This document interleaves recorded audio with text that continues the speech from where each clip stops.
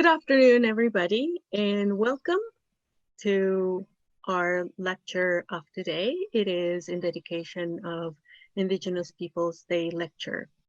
My name is Janet Rodriguez, and on behalf of the Continuing Education Students Association of Ryerson, or CESAR for short, we are here to welcome you to this unique and one of hopefully future many opportunities.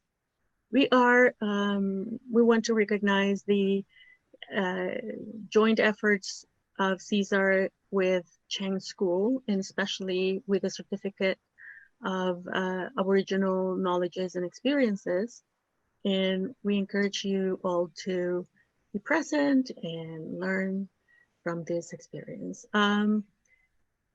As I said, my name is Janet Rodriguez. I come from the Southern Hemisphere, and I just want to help us center on the space. And even though we are virtually anywhere and everywhere, I just want to recognize that the actual offices of CESAR are on the territory of the Bishwit Spoon. And there's a lot of learning that will happen today. With that, I would like to pass the baton to Shane Young, and take it away, Shane. Kwe Jaliasi Deluisan, Shane Two-Spirit Unu. Welcome, hello. My name is Shane and I'm Two-Spirit Mi'kmaq. My family comes from the Halibo First Nation, Bumdumguk Mi'kma'ki, which is the land across the water, or colonially known as Newfoundland in Mi'kmaq territory. I currently reside in the treaty territory of the Mississaugas of the Credit, the Anishinaabe, the Chippewa, the Haudenosaunee, and the Wendat peoples. I give thanks daily for this opportunity to live, learn, and to be in good relations. So Walalan. I want to open first with just a Mi'kmaq prayer as we start this lecture today. So I will start. Creator, open our hearts to peace and to healing between all peoples. Creator, open our hearts to provide and protect for all children of the earth. Creator, open our hearts to respect for the earth and for the gifts of the earth. Creator, open our hearts to end exclusion, violence, and fear among all. Walalan, thank you for the gifts and every day. So I guess just to start a bit about me and why I'm here today. I'm an Indigenous faculty member with the School of Social Work, and I'm also the academic coordinator for the award-winning certificate in Aboriginal knowledges and experiences with the Chang with Ryerson. So this certificate explores, analyzes, and reflects on experiences of Aboriginal peoples in Canada and their relationship with non-Aboriginal peoples. Developing an understanding of these relationships by learning about Aboriginal history, governance, literature, community relations, health, well-being, and land use. The certificate is for students, working professionals, Indigenous and non-Indigenous community members of Turtle Island and globally. So for more information about that, please check out continuing.ryerson.ca, or you can email me at shane.young@ryerson.ca, or you can leave information in the exit survey following this lecture. So before I continue, I just wanted to give some, I guess, shout out to people who've been very instrumental in making this happen today. I want to thank Dahlia Hanna, who is the Program Director of Community Services with the Chang School, for her continual commitment and support for this lecture and with the certificate as a whole. I also want to express my profound gratitude. I want to stress that to Maddie, who's the VP of Equity, and Janet, who you have just heard from a second ago, who is the president of the Continuing Education Students Association of Ryerson, for initiating this discussion today. We must not forget that we as Indigenous peoples, we're not often allowed to be in these places and in spaces. So when we have the ability to share our voice, our knowledges, and our experiences, it's a very important thing, and it could be a very magical thing. So I just want to stress that. So to those two individuals and from CESAR as a collective, I want to say, Walalan, thank you for this opportunity, and hopefully that this partnership between us and you will continue for the time to come. So just a bit of background information of why we're here today as well. Maddie reached out to me several weeks ago about an opportunity, about this opportunity actually. And she left it to me to decide who was going to speak on this important issue, who's going to be front and center. So it's without hesitation that I thought, as the academic coordinator, that I thought it would be a good opportunity to allow one of our fantastic and amazing instructors to do that. Right? The instructors that we have with the certificate come with vast knowledges and experiences from community, right? And a lot of them are revered and valued greatly by students alike. So in saying that, is with my great pleasure that I introduce our guest speaker today, Two-Spirit Anishinaabekwe and Chang School instructor, Leigh Simpson. Leigh is a proud community member and leader who also shares her knowledge with students and faculty at Centennial College's social work department. Leigh unapologetically shares her own teachings, understandings, and knowledges on contemporary issues, while not forgetting her words are not hers alone, but include those of her ancestors, community, and for those who have yet to come. As part of this process, Leigh eagerly suggested the need to engage with community around the topics that she's going to be covering here today. We agreed that this was essential and sought out input from community members from both Indigenous, Black, Two-Spirit, queer communities. So I want to say thank you to each and every one of those folks who supported Leigh and in the discussion that's going to take place here today. Walalan. Attendees, please join me in welcoming today's guest lecturer, Leigh Simpson. There we go. Hello, Ani, bonjour. It's nice to meet all of you. Thank you, Shane, for a very warm introduction. That's lovely. Yeah, we have packed some time here. We got a big topic to unpack together today. But before we get started, there's a couple of things I wanted to do. And that was just to introduce myself. So my name is Leigh Simpson. My spirit name is Early Dawn. I was gifted my name by my grandfather, William Awanakwit. I am Two-Spirit Indigiqueer, Anishinaabekwe, born and raised in Toronto, but have strong roots in my Serpent River community at Serpent River First Nations in Northern Ontario. I am longing to go home. COVID has created a space where we all need to be safe, and I wholeheartedly respect that need for safety and have refrained from going home. And so I will be very shortly soon able to go home and see my aunties, my uncles, my parents, my brother, and those who I have just missed just so dearly over the last few months. So that is a little bit about me. I'm not going to dive too much into about me, but there are some things I wanted to also talk about before I went further. You'll see some smoke arising. I am smudging, and before we progress today, I wanted to just smudge with all of you because I feel like the topic at hand today is rather important. And so in order for this topic to be discussed and to have good and healthy dialogue, it's really important that we cleanse our minds and our spirits of any negativity or harshness that we may be feeling or bearing. So as I light this sage, I invite the sage to cleanse my mind, and so that I think with good intention.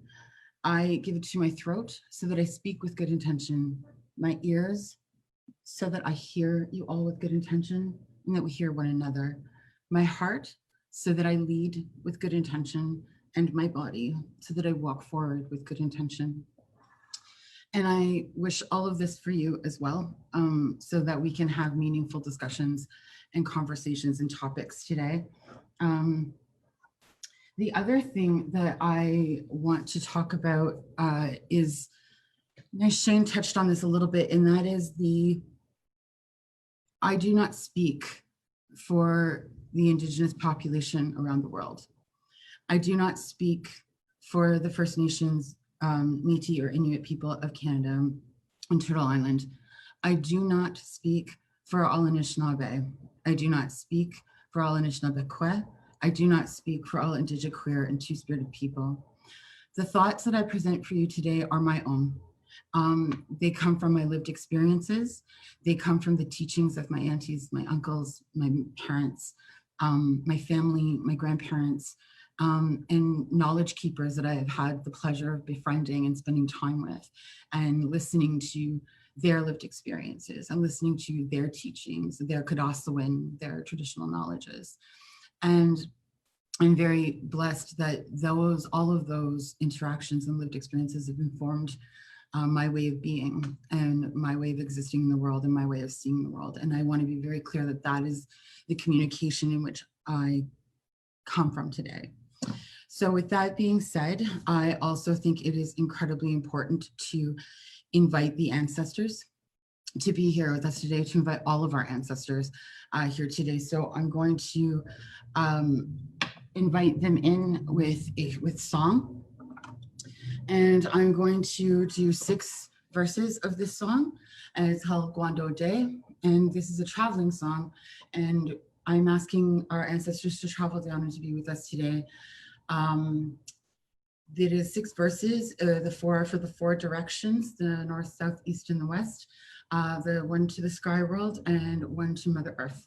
And hopefully that will call in our ancestors so that we can all have the conversations and listen with open hearts, with knowing that our ancestors are beside us today.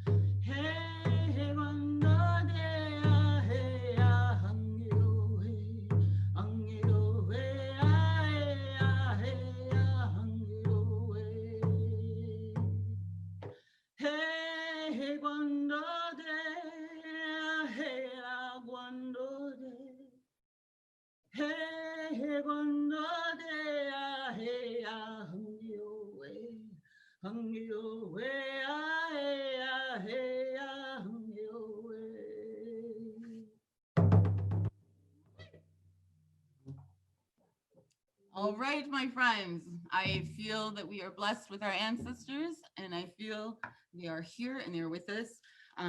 But for good measure, I have here tobacco in my hand. I am placing this into my right hand, and I will hold this tobacco for the duration of our time here together. And with all of the good intent and all the good things that we talk about today, I will put all of that energy into this tobacco. And I will go to my healer at Anishinaabekwe Health, and I will ask what I should do with this tobacco and how should I give it back to the land so that Mother Earth hears us today. And I think that is a great way to start our topic. So today I'd like to talk about Indigenous worldviews on connection in the current social climate of COVID, Black Lives Matter, and Pride. It's a great segue because COVID I have very lightly, and I don't mean to be light about this, but as very lightly, I have told my children, COVID is Mother Nature's way of putting us all in a timeout and saying, you all need to go to your rooms and you all need to think about how you're behaving in the world. And you need to reflect on what you're doing and how you're functioning within societies. And therefore, COVID has created a backdrop, if you will, for change. And it's created this backdrop, and I don't want to make light of this. It's devastating, and my heart goes out to all of the families and friends that are impacted by the people that have lost loved ones to COVID-19. But the truth remains the same, that it has forced us all into isolation. It has forced us all into our homes, into ourselves, into our families. It has forced us all to be consuming social media. As we all sit in our isolation, we're all trolling through our Instagrams and our Facebooks and our TikToks and our Twitters and all the other social media platforms that we have out there. We're turning on the news at 7, 12, 6, and midnight, and we're consuming what is happening in the world. And while we watch the death toll rise and our hearts bleed for those that are impacted, and we watch other countries, other nations suffer more than others, we all sit back and we consume. And it is in this consumption that a new awakening occurred. And that new awakening came when the world watched George Floyd die for 9 minutes in front of us. Now, George Floyd isn't the first Black man to die in an unjust way. If you want to relate this and keep this into the time of COVID, we can really look at it starting with Amy Cooper and her being in a park and calling the police on a Black man who was simply photographing as he was a photographer in the park. And what became so incredibly evident to the world was that people with power and privilege, white people, have and know that they have the power at the tip of their fingers to do what they feel is just, so that their lives are felt to be safer. And so the world, for the first time, albeit we all know that these people know that they have power, but it's kind of always just been an assumption for the BIPOC community, the Black, Indigenous, people of color communities. It's always been kind of an assumption, never blatantly in front of us, as it so was with Amy Cooper. And what we saw in that was that Amy Cooper used her white privilege to have a man arrested because she understood that she had that power. And she understood the relationship that that Black man had with police enforcement. And she understood the relationship that she had with law enforcement. And she knew she could use her power and privilege to win and receive what she needed to fill her needs, whether it was safety, whether it was power, whether it was who knows. But what the world saw was proof. Proof that people that are in power utilize their power to their advantage, to keep their happy version of the status quo, regardless of what is happening to other people, to other individuals, to other communities. And I think it was in that moment that the world all of a sudden woke up and said, whoa, that's wow, that really happens. And that's what we saw in that. That's what we saw was this, whoa, okay, like they really know what they're doing when they do this. This isn't, because often what we heard was the story was, I didn't feel safe. I didn't feel there was a threat. And because our society has, due to unfair systems, unjust systems, have painted this picture of what certain communities, particularly the Indigenous community and the Black community, look like. And so they are able to use this power to keep those communities under thumb. And we all saw that reality in Amy Cooper's actions. We all saw it as we were all in isolation, all consuming. And then shortly thereafter, George Floyd passed away in front of us in what I consider a hate crime.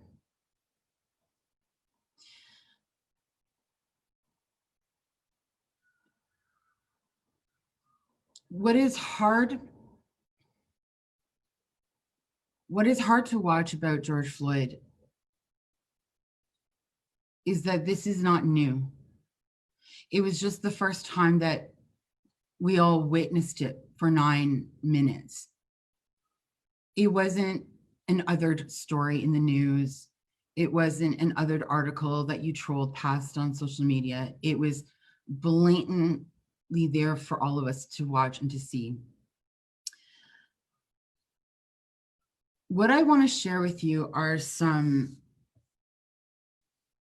lived experiences of what this does to the BIPOC community when we see these things.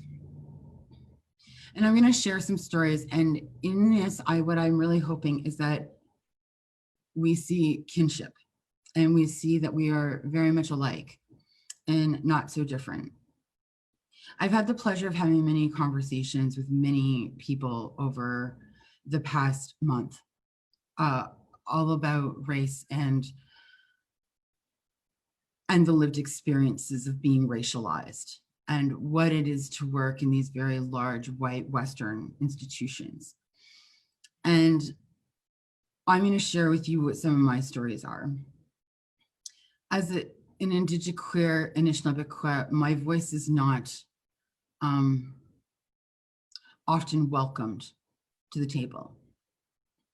And when it is, it's tokenized. It's a checkbox that an institution wants to do in order to look as if they are amongst the progressive change. This is all institutions. Every institution that I have ever been a part of has this exact same philosophy. And it is because they lack the understanding of what it is for BIPOC to have the lived experiences that we do and go forward.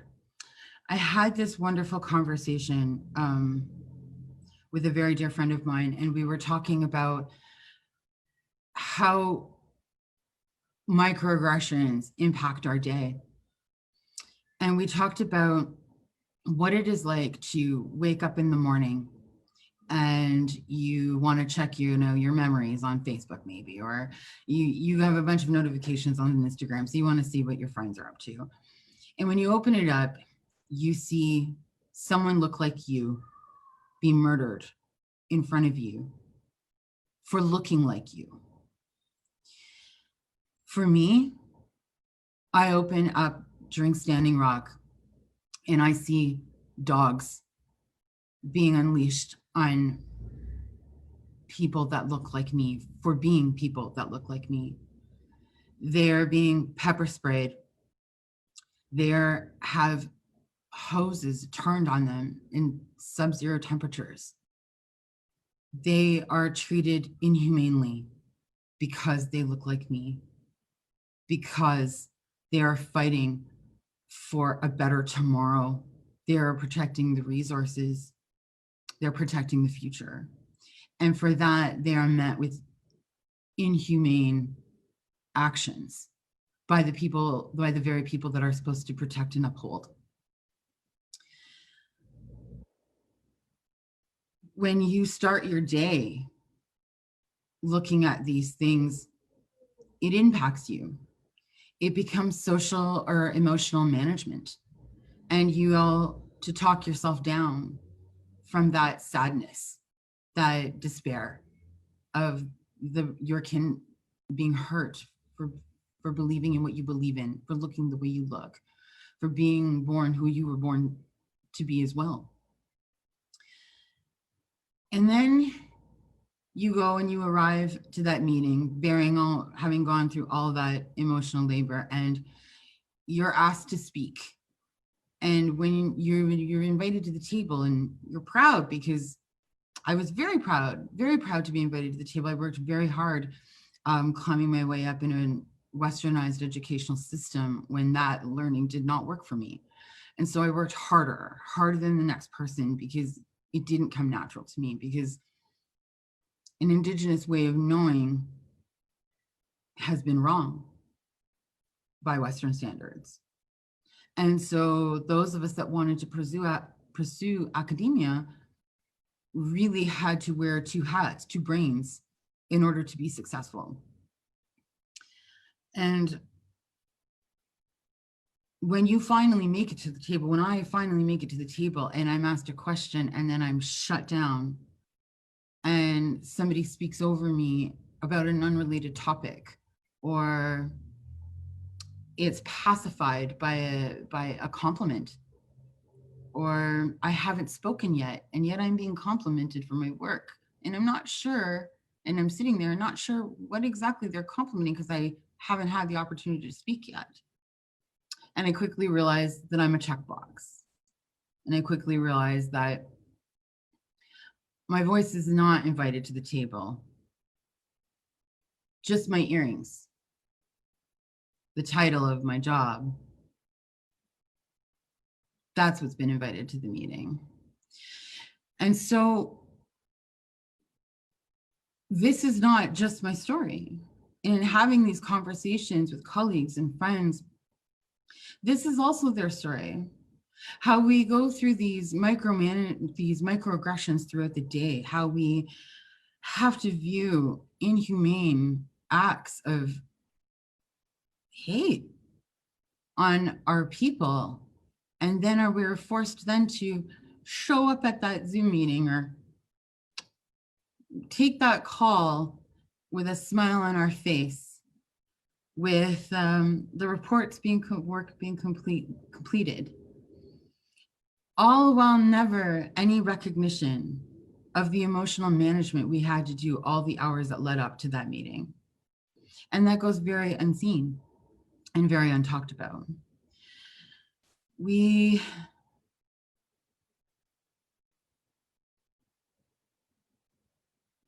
have these systems that are in place that make it very difficult for BIPOC communities, and again, specifically the Indigenous and Black community, to feel safe and to be successful. It is not just our education system that this happens. This is also our justice system.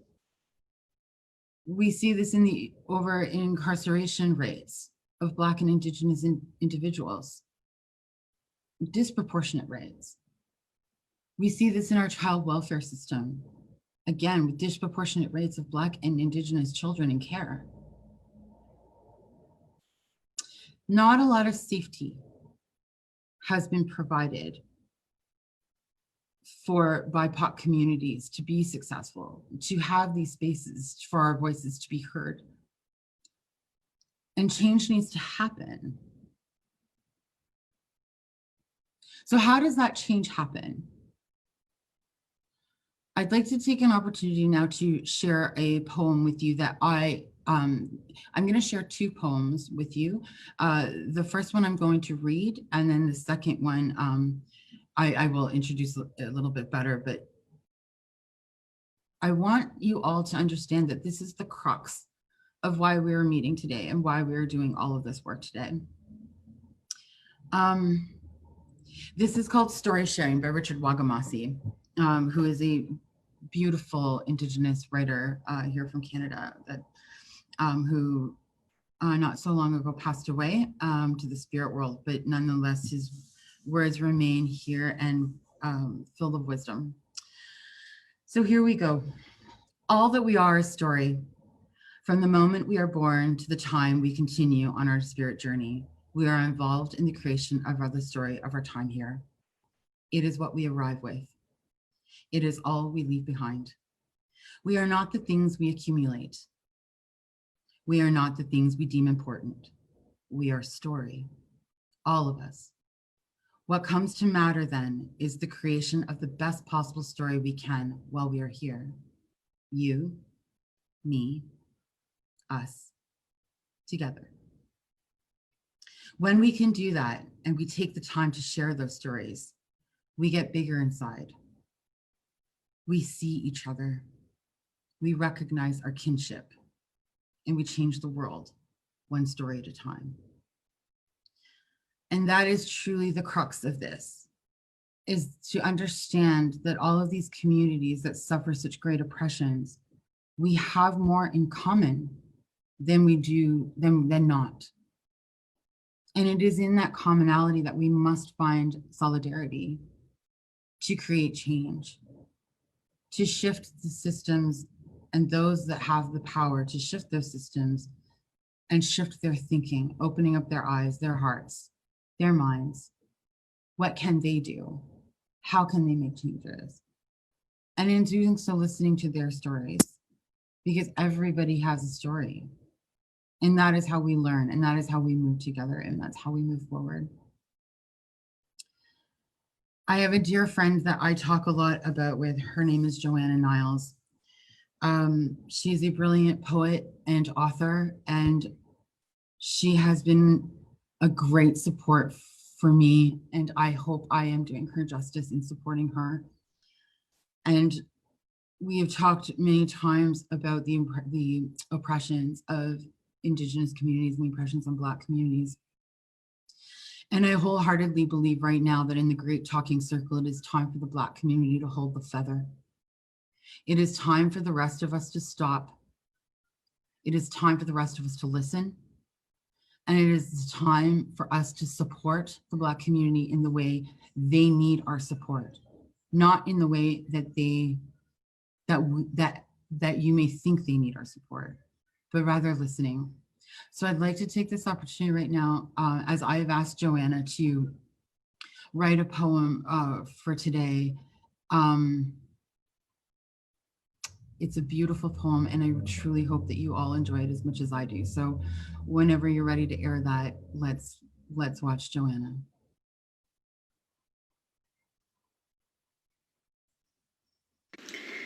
Greetings, everyone. My name is Joanna Niles, and I am absolutely honored to be here with you today. I thank you for sharing this space with me, and I'm going to share a piece with you. I wrote this piece specifically for this event, and I hope you enjoy. It's called P.S. We Are Ready. Here we go. Dear Freedom Fighter, it's been a while since I last checked in. Today I write to you, a weary soul, slowly marching my feet forward, with my fist halfway in the air, continuing to fight the battles you died fighting. Today, the year is 2020. The world seems so different, yet the same. No justice, no peace. That remains a chant. I would say that the reminder that Black Lives Matter is needed.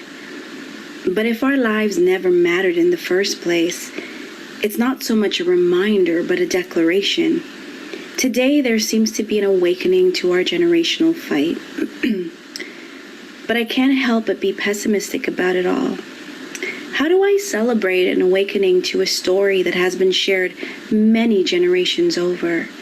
How do I applaud a final belief in our voices now when for generations they called us liars or deliberately dismissed those very voices.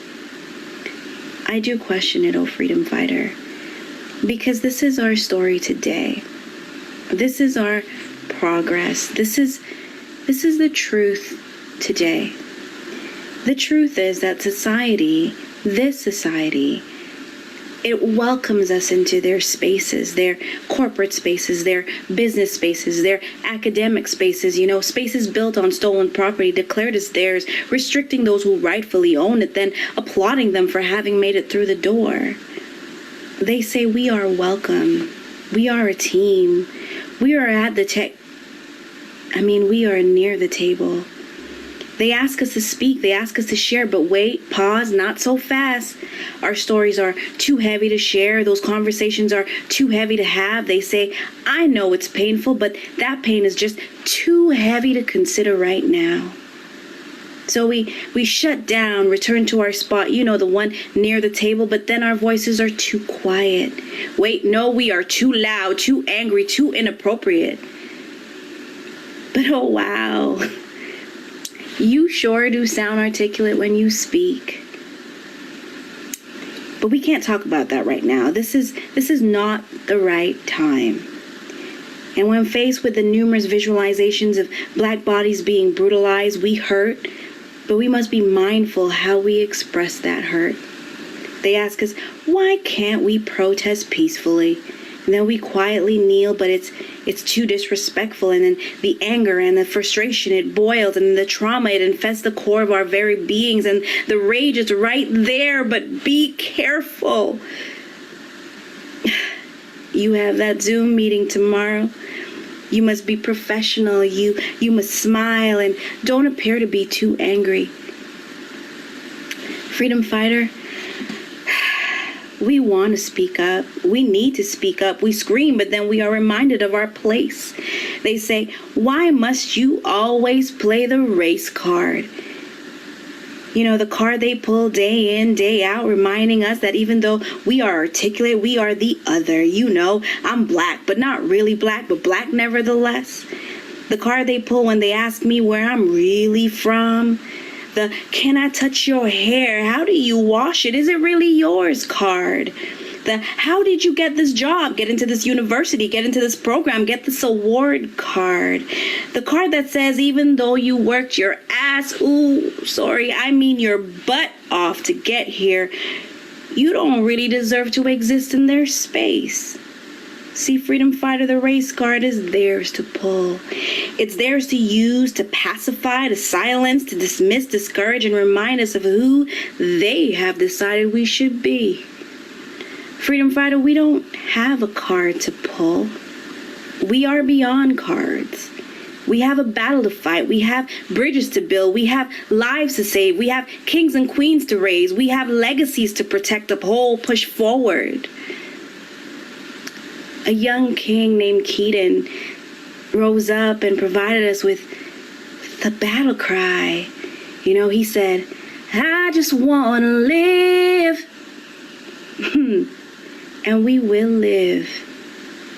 Because we are not begging, let alone asking for a seat at their table. We are demanding a seat at the table. We will build our own table. We will move forward with the energy of our ancestors, the power of our united voices, the strength of this nation and many nations before us. Freedom fighter, you gave us the tools. You passed on the baton. And for many years, we were afraid. We were too afraid. I was afraid. But this weary soul is ready. This frustrated spirit is ready. I am ready. I sign off today, a soulful warrior. P.S. We are ready. Thank you.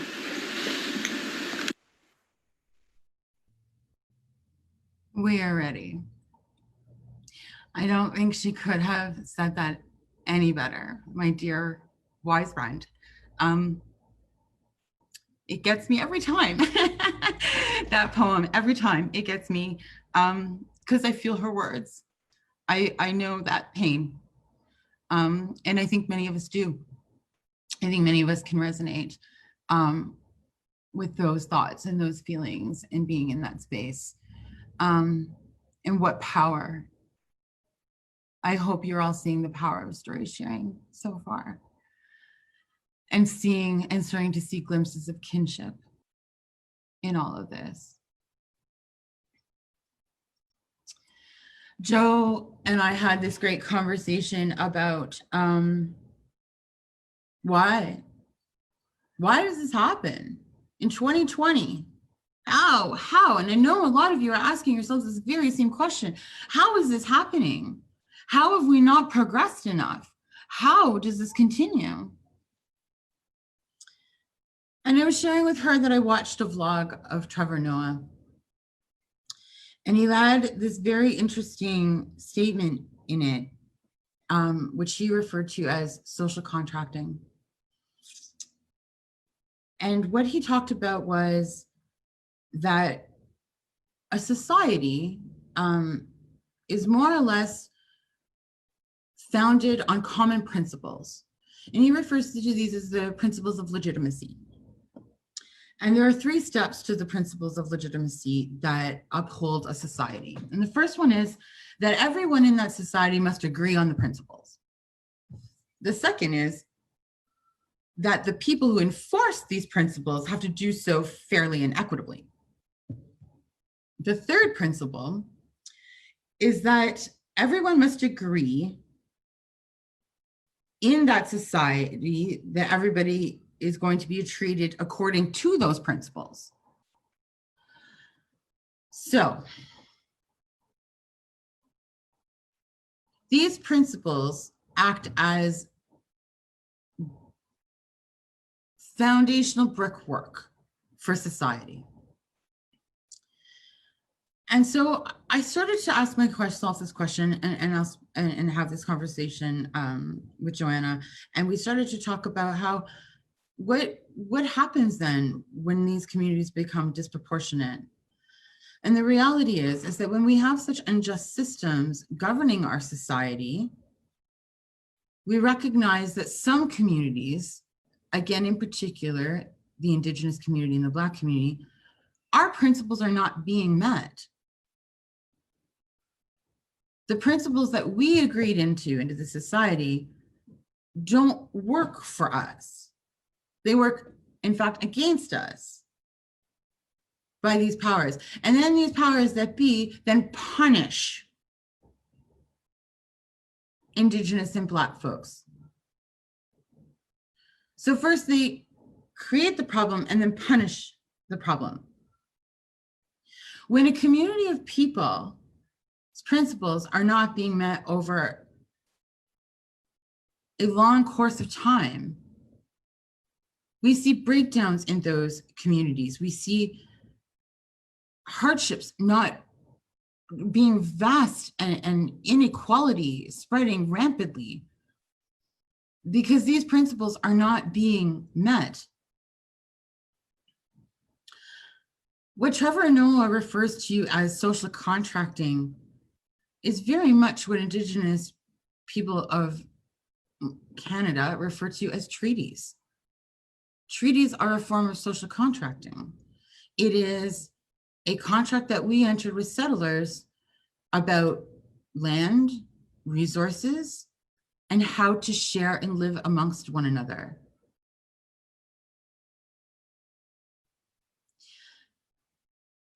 The Canadian government signed all of these treaties, and albeit not always in a very legitimate way,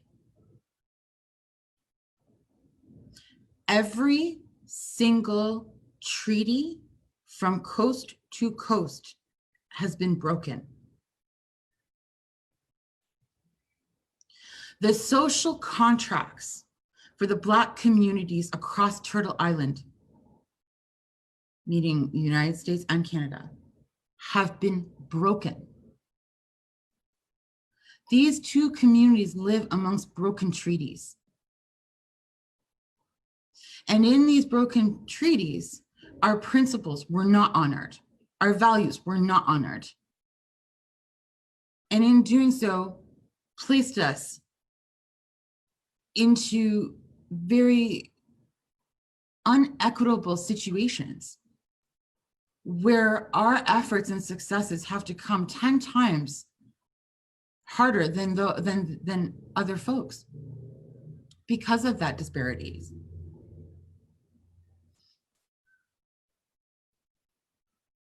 We are all treaty people. If you reside on this land,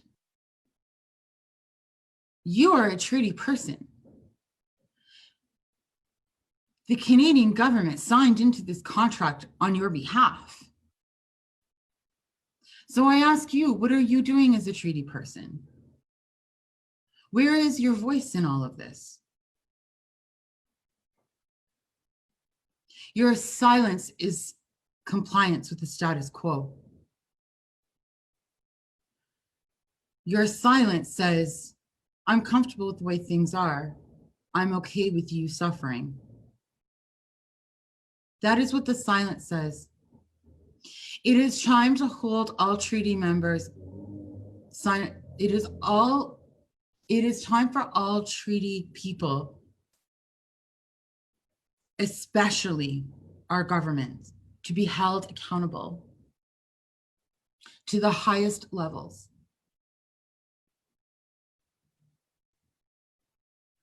It is time that they start providing action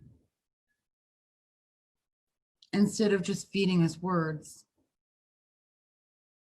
The time for words is slowly coming to an end. Since 2005, we've been talking about truth and reconciliation. And if you've ever been one of my students, you know that I don't talk a lot about truth and reconciliation because we're still at the truth. We're still talking about the truth. We haven't moved into reconciliation yet because settlers don't know what reconciliation is because they haven't taken the time yet to look at the truth or to hear the truth, to let the truth in. Often I'm asked, what does reconciliation look like? And I always give them a cheeky response. It looks like reconciliation. The time for talking is over. There needs to be action. Tell the truth and act. Hear the truth and act. Too long have we been telling the truth. Too long have the expectations for BIPOC communities to lay their traumas in front of others, to talk about the hurts, the mental health, the distress, the abuses. Too long do we have to flaunt them in front of others for them to learn.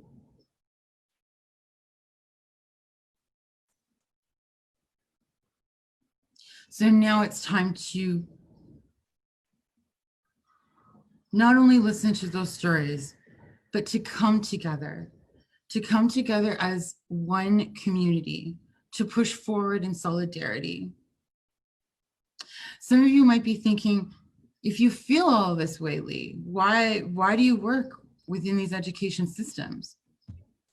Good question. It's a great question. The truth is that is the system in which I choose to live with. That is the system in which I have signed a contract to live in.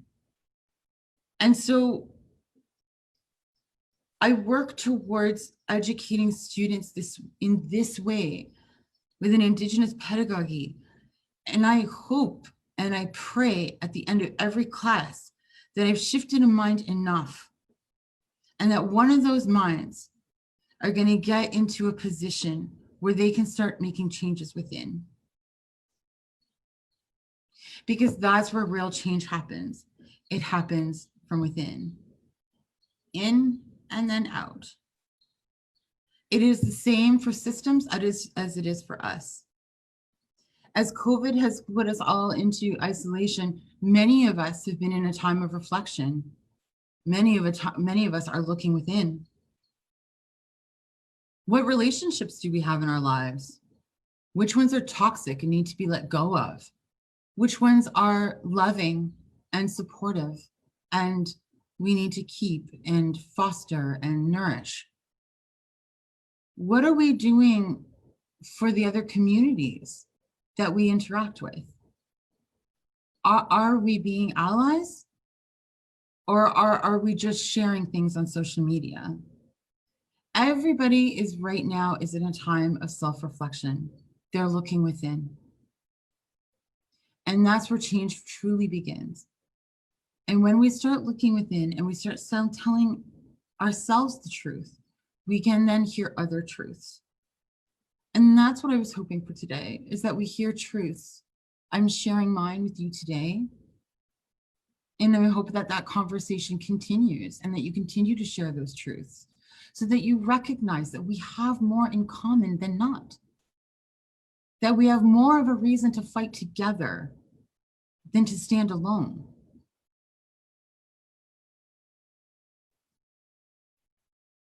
Joanna was right. We are ready. We are ready for change. COVID placed us on this roller coaster of change. And I've used this analogy before, and I feel like we're at the top of a roller coaster. You know how you're about to go down and you know, like, that's the catalyst of change. Like, we're going to swing and have fun into change. But you also know that it could tip back down. You could go back down. And I find that we're all here. We're all sitting in this place, and I'm encouraging us all to lean forward. I'm encouraging us all to lean forward and take that leap. And I know that it's scary. I know that that the unknown feels unsafe. But just like the Anishinaabe proverb, we've all taken some time to look back. So we all know where we're going. And how we get there is through solidarity. I want to take a moment to honor the queer community and all the efforts that Pride has made. And I'm hoping that you'll see the connection in this. The queer community has suffered immense oppressions forever.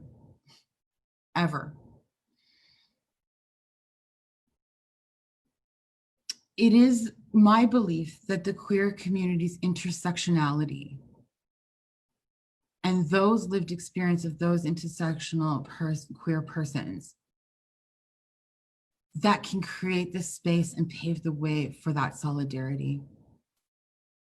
We watched the queer community over the years band together, set aside their differences, set aside their opinions on race, age, class, ability.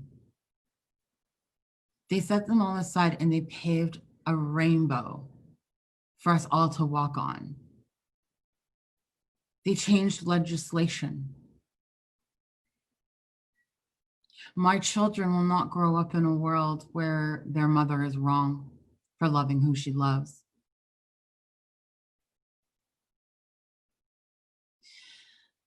In that intersectionality, we see people like me. We see Black trans individuals. A Black trans throwing a brick through a window is why we have Pride.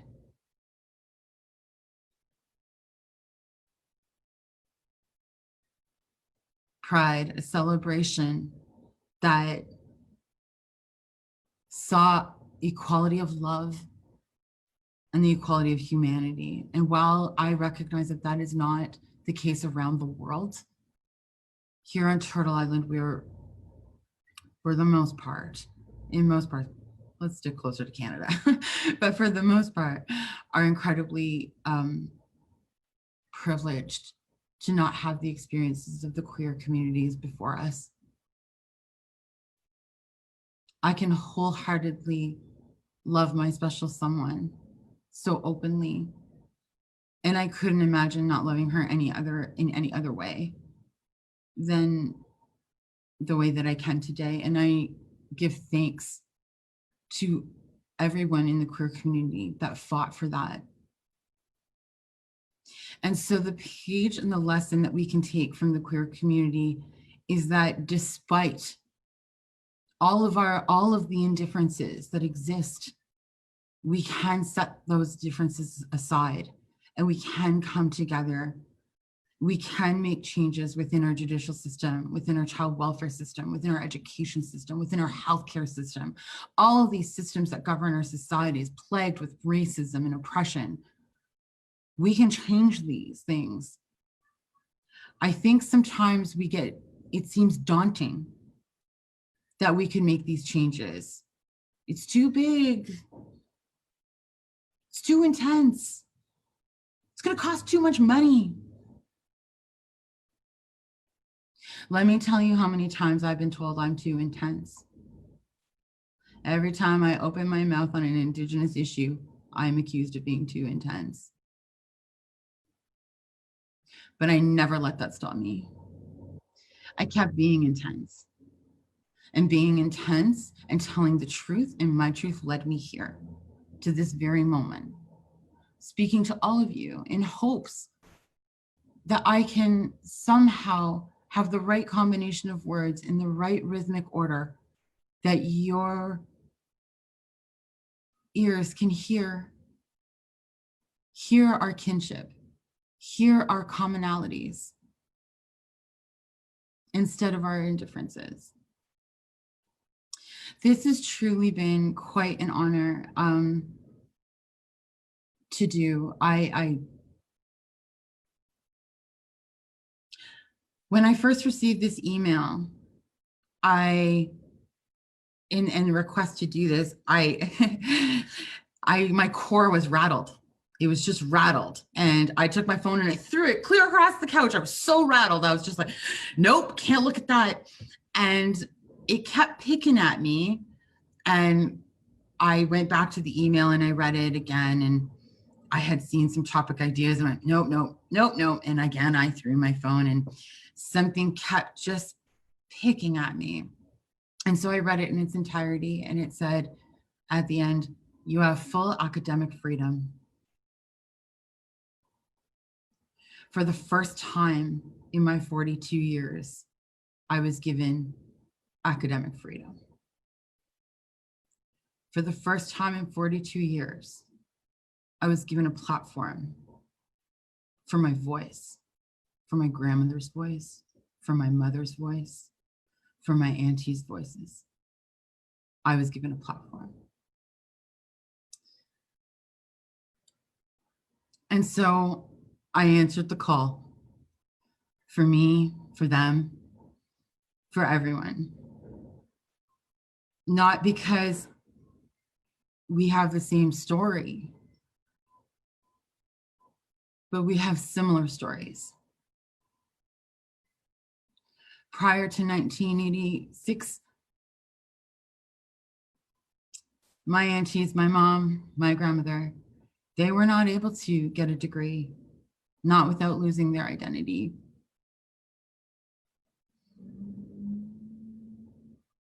So I do this all for them.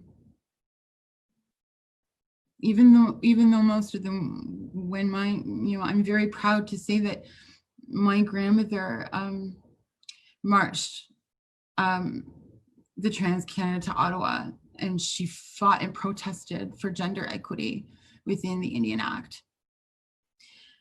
And I know that it is her efforts that my mom was able to go to college, and I was able to go to university, and my aunts were able to go to college, and those were her efforts.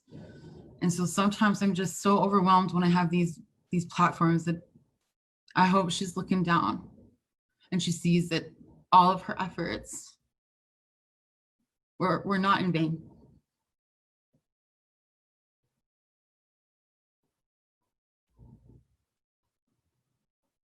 It has been a very interesting and eye-opening time in the time of COVID.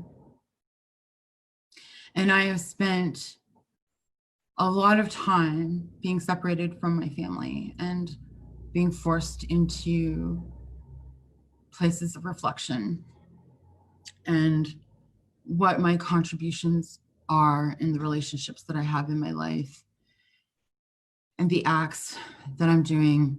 And if I do, then I know that you all do as well. The time of looking inward is coming to an end, and now it's time to start the story sharing. It is now time to listen to one another. It is now time to respect those that hold the feather.